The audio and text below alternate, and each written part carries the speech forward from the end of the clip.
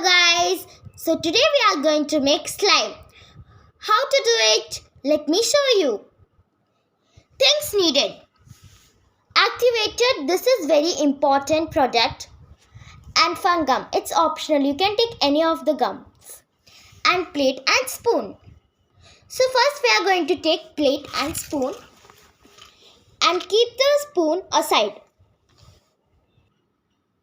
So then we are going to take a glue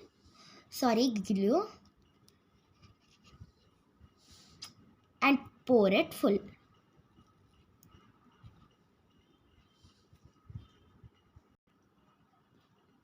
So pour it full, then keep this gum aside. Then now we are going to take activator. Take the spoon and put activator of 1 spoon, 2 spoons and 3 spoons. So after putting this, mix it up.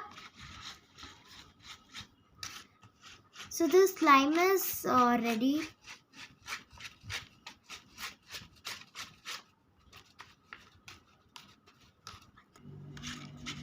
So now our slime is ready. Wow!